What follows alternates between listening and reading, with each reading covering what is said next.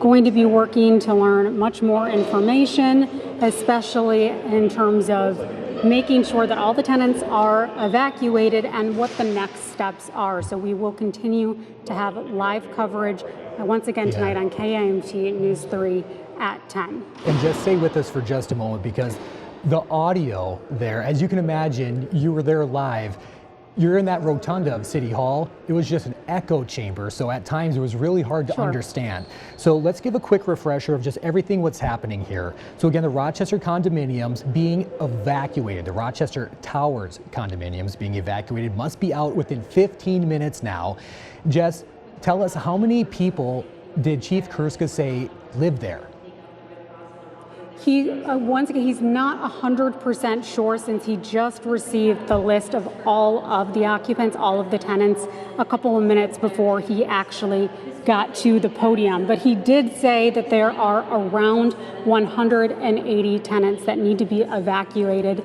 He was also saying they're not sure how many of those tenants will be taking advantage of shelter being provided by the Red Cross. They are expecting certain residents to have connections to other community members, family in the area, so that they will have places to stay while they do get the building more structurally sound and at least at a point where it's safe for these residents, these tenants, to get back into that building. Yeah, and on that topic, I was trying so hard to listen to try to hear what exactly the big issue is. We couldn't really hear that. Did he give any inclination on just, was it a crack in the wall? Was there a big pole or something in the middle of the structure that is giving way? Tyler, at this point,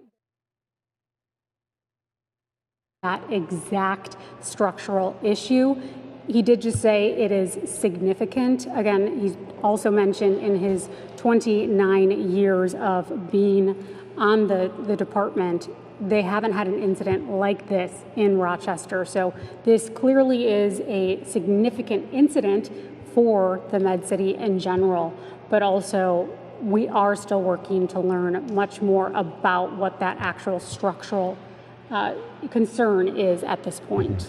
And I think I did manage to hear that he said within the next 24 to 48 hours, that is when engineers are going to be working to fix this temporarily.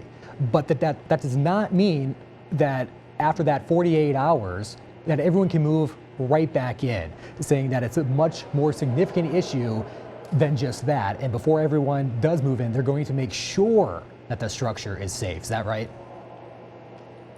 Yeah, and they are hopeful, from what he had been saying, Kurt's had been saying, that this will be a situation where tenants will hopefully be able to get back into the building within a 48-hour period. It's still unknown whether or not that means it will be livable, because at this point we know that it's not.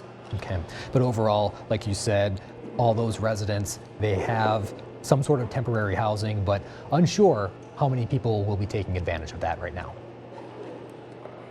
And that's going to be one of those issues that we look into a little bit more tonight, in terms of just how many of these tenants are going to be contacting and working with the Red Cross to seek temporary shelter.